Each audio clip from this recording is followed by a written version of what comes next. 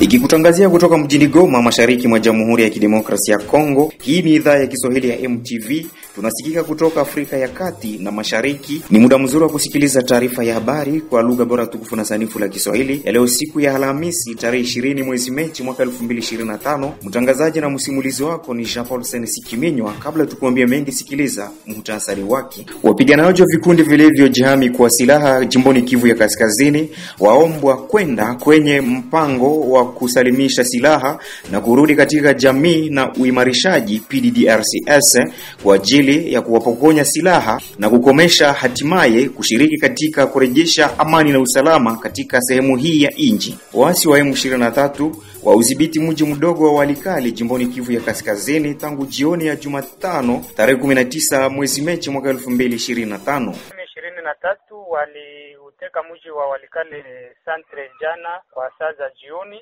na kwa muda huu asubuhi wazalendo na jeshi la taifa wamerudi tena kuongeza mapambano mapya. Tangu mwanzo wa matetezi ya vita, wakazi walianza kuondoka, wamoja kwenda Kisangani, wengine maporini. Hali ya ukosefu wa usalama yaendelea kudidimia katika mji wa Bukavu, Kivu Kusini. Haya na mengineyo ni miongoni mwa yale kemke mtakayokuletea. Kaa chonjo redio yako usikilize kwa makini taarifa hii ya habari. Karibuni.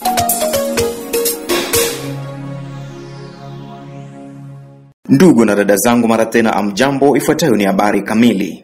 Wapiganaji wa vikundi vilivyojihami kwa silaha jimboni Kivu ya Kaskazini waombwa kwenda kwenye mpango wa kusalimisha silaha na kurudi katika jamii na uimarishaji PDDRCS kwa ajili ya kuwapokonya silaha na kukomesha hatimaye kushiriki katika kurejesha amani na usalama katika sehemu hii ya nchi. Rufaa ilizinduliwa Jumatano hii huko mjini Beni na mwanasheria Omar Kavota anayehusika na PDDRCS huko Beni kwa kiongozi wa ujumbe kutoka muungano huu kufuatia mkutano na gavana wa kijeshi Meja Generali Somo Kakule Evariste. Kulingana na mkuu wa PDDRCS, vijana hawa wanaoitwa wazalendo pia wanaitwa kupitia mradi wa Rade ama kurudi katika maisha ya kawaida. Kavota amesema hakuna mtu anayeweza kuhamisha kutoka kwa vikundi vyenye silaha hadi jeshi la serikali ya Kongo FARDC bila kupata mafunzo. Kavota aelezea. Les animateurs du PDDRCS, antenne de Beni et de Lubero, ont été reçus. Viongozi wa PDDRCS ya Beni na Lubero waliweza kupokelewa leo na kiongozi wa jimbo la Kivu ya Kaskazini. Ilikuwa ni jambo la kuongea kuhusu hali ya usalama jimboni, bali pia kuhusu namna gani mpango wa PDDRCS unaendelea katika tawi zetu ambako tunatokea. Tuliweza kufanya uchunguzi kwa hizo ambazo ni misingi za PDDRCS na kuweza kutayarisha yale ambayo tutaweza kuyafanya, na tulimkuta liwali wa jimbo, kwani yeye ndiyo kiongozi anayesimamia tengo hicho ndani ya jimbo. Mwito wetu ni kwa wale ambao wanakuwa katika makundi ya silaha na kuambia kwamba ni muda wa kujenga amani, ni muda wa kuchangia kwa kuleta amani na usalama. Waweze kujiripoti kwa PDDRCS ili waweze kupokonywa silaha na kuingizwa katika maisha ya kawaida. Kwa wale ambao wamekuwa katika makundi yanayoitwa wazalendo na ambao wanataka waweze kutumikia taifa kupitia uungwaji wao mkono kwa jeshi la taifa, lazima waweze kupitia katika kupokonywa silaha na kuingizwa katika maisha ya kawaida. Baadaye wanaweza kuingia na kufanya kazi kwa ajili ya taifa, kama wanaweza kukubaliwa katika kikundi cha Rade, kama wataweza kuwa wameheshimu shurti, na hapo wataweza kufanya hayo kama jeshi la serikali. Tunadhani hiyo ni kazi ambayo tutaendelea kufanya na tunaendelea na uhimizaji. Tunawasihi raia na tunawasihi wanamemba wa makundi ya silaha ili wale ambao watakubali kuweka chini silaha zao na kuingizwa katika maisha ya kawaida, ili tuweze kuwafunza wale ambao watachagua Rade na wale ambao watachagua jeshi la serikali, wajue kwamba ni mchakato wa kiupekee. Mtu hawezi kutoka kwa kundi la silaha na kuingia kwenye jeshi la serikali kama hakuweza kupokonywa silaha na kuingizwa kwenye maisha ya kawaida individuel, et on ne peut pas faire une mutation des groupes armés vers le FARDC si on n'a pas été préalablement désarmé et démobilisé. Wazalendo wakisema kwamba wana majukumu ya kulinda taifa la Kongo DRC, wananchi na mali yao. Sisi wazalendo hatuko pale juu ya kuua raia, juu ya kuangamiza raia, hatuko pale juu ya kupora mali yao. Hapana, wazalendo sisi tuko pale juu ya kulinda raia na mali yake, juu ya kulinda kudefendre l'integrite territoriale, donc kulinda mipaka ya nchi yetu. Raia kabisa tunalinda raia na mali yake. Hatuko pale juu ya kuwaua, juu ya kuwatesa, juu ya kuwachomea manyumba, hatuko pale. Tunawalinda kabisa kiusalama kadili ilivyo. Walikale. Waasi wa M23 wa udhibiti mji mdogo wa Walikale jimboni Kivu ya Kaskazini tangu jioni ya Jumatano tarehe 19 Machi 2025. Kwa mujibu wa vyombo vyetu vya habari, waasi hao wanaopata usaidizi kutoka jeshi la Rwanda RDF kama inavyoripotiwa na Umoja wa Mataifa na Ulaya wamevamia mji huo pasipo vita baada ya kutwangana katika kijiji cha Nyabiondo kilichopo karibu na mji huo. Mkazi huyu ambaye amehifadhi jina lake amesema kwamba tangu mapema ya hii Alhamisi tarehe 20 mwezi Machi mwaka 2025 mapigano makali yamezuka maeneo hayo kati ya jeshi la serikali ya Kongo DRC FARDC kwa usaidizi na vijana wazalendo wakitwangana vikali na waasi wa M23. Hadi tukipanda hewani, raia wa Walikale wameyakimbia maskani yao, wengi wakiwa walielekea katika mji wa Kisangani jimboni Chopo. Walikale kwa muda huu mapambano tena imeanza asubuhi ya leo Walikale sana. Wapiganaji wa M23 waliuteka mji wa Walikale Centre jana kwa saa za jioni, na kwa muda huu asubuhi wazalendo na jeshi la taifa wamerudi tena kuongeza mapambano mapya. Na wakaaji wanaishije kwa sasa eneo la Walikale? Tangu mwanzo wa matetezi ya vita, wakaaji walianza kuondoka, wamoja kwenda Kisangani, wengine maporini, na wenye hawana nguvu, wazee, wa mama wa mimba, wakabaki kwenye kituo cha afya kinachopatikana ndani ya mji wa Walikale kwa kuhofia maisha yao. Hali ikiwa duni kwa sasa, serikali ya DRC ikiendelea kuomba raia kuiunga mkono. Haya yajiri masaa machache tu baada ya rais wa Kongo DRC Felix Tshisekedi akikutana na rais wa Rwanda Paul Kagame jijini Doha nchini Qatar, huku wakikubaliana kusitisha vita mashariki mwa Jamhuri ya Kidemokrasia ya Kongo. Lakini cha kushangaza, waasi wa M23 waendelea kudhibiti miji na vijiji jimboni Kivu Kaskazini na Kivu Kusini, mashirika za kiraia zikisema hali ni mbovu na inakuwa ya utata, kwa sababu mpaka sasa hatujakuwa na uhakika yoyote ya kujua nani anafanya nini na nani anakuwa mtaani, wanakuwa kwenye shefli ya mtaa wa Walikale. Iko vigumu kwetu sisi vile shirika la raia kwa kuweza kukamilisha mapana, ila kwa wakati ya usoni tutaweza kujua ni nini ambacho tutaweza kuarifia kwa watu wote ambao wanakuwa wakitufuata. Raia wanaishije kwa sasa? Raia wanaendelea kuishi kwa tatizo na wanakimbia huku na kule, wamoja ndani ya misonge ambao wanaita kwa pori, wengine wanakimbilia kwenye mashule, wengine wanakimbilia kwenye hospital, wengine wanakimbilia kwenye makanisa, na hali ya kiutu kwa sasa ni mbovu na inaendelea kuleta tatizo kwa wakaaji ambao wanakuwa huku na kule, na watoto pia wanaendelea kuwa wanakuwa wahanga wa vita hii ambao ikitokeza huko na kule ndani ya jimbo letu la Nord Kivu, kwa ujumla kwa pekee ndani ya mtaa wa Walikale. Jeshi linasema nini?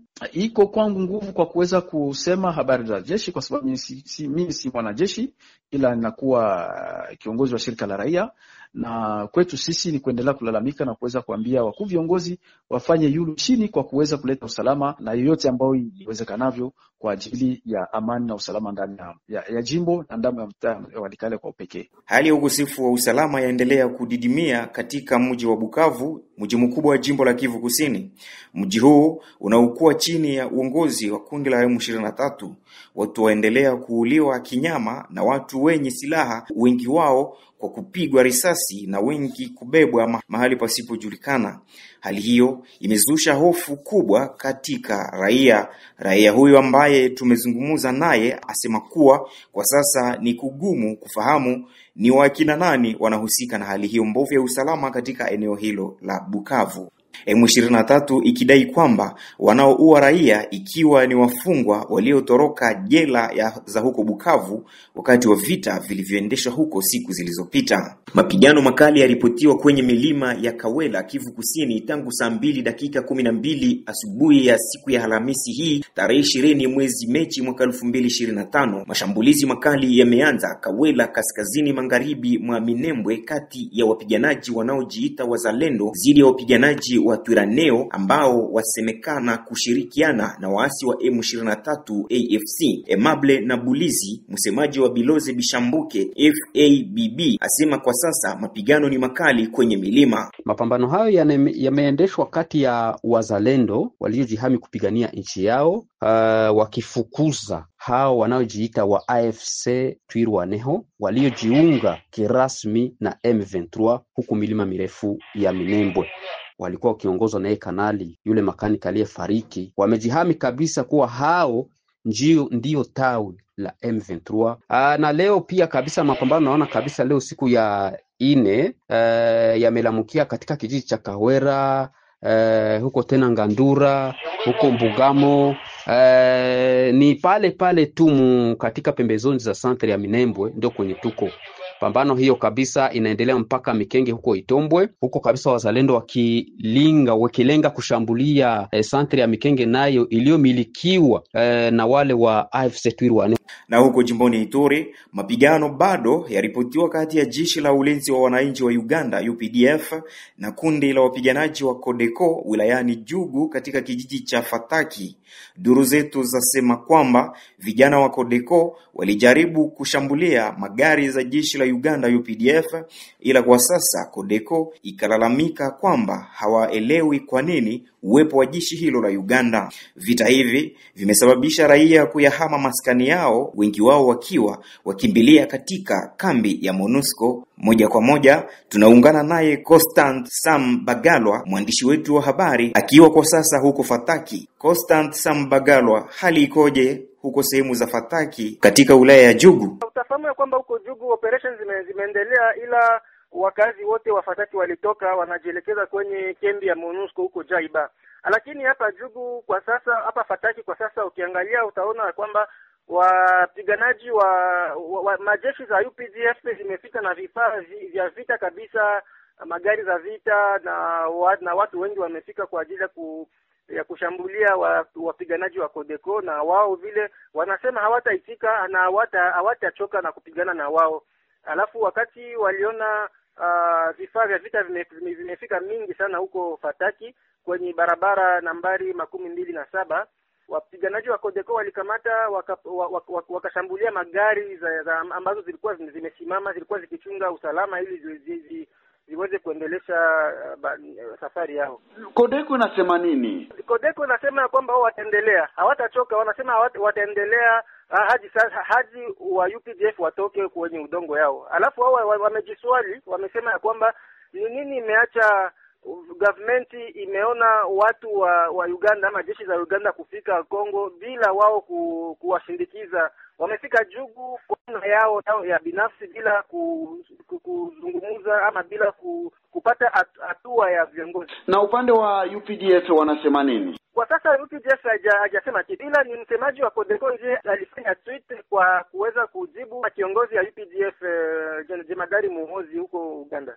Na pande ya jeshi la Kongo linasema nini? Jeshi ya FARDC hadi sasa hatujapata maono yao, kwani tunachunga ya kwamba viongozi ya jimbo la Ituri vile kuzungumza, kwani wajeshi wa UPDF walifika huko Fataki, walianza kufika Mahagi bila kuzungumza na jeshi yetu ya FARDC. Wanafika vile Fataki kwa usiku bila vile kupata hatua, bila kupata orientation ya viongozi ya Jamhuri ya Kidemokrasia ya Kongo. Shukrani sana Constant Sambagalo kwa ripoti hiyo kutoka huko sehemu za Fataki wilayani Jugu huko Ituri. Upande wa serikali ya Kongo DRC, Patrick Muyaya, msemaji wake, asema kwamba ikiwa DRC imealika UPDF kuweza kulinda mji wa Fataki ni kwa kuweka usalama na kufika makundi zenye silaha kinyume cha sheria ya Kongo DRC. Msikilizaji na mtazamaji wa MTV, ni hapo ndipo tunahitimisha taarifa hiyo ya habari kwa lugha bora tukufu na sanifu la Kiswahili. Msomaji wako studioni naliitwa Sikiminywa Jean Paul Sen. Kwa niaba ya wenzangu wote waliojumuika katika kukusanya habari hizo, nawatakia heri na fanaka za Mola. Tukutane basi panapo majaliwa ya Mwenyezi Mola, ila unaweza kusikiliza habari hizo kupitia mitandao yetu ya kijamii na pia kwenye redio wa shirika.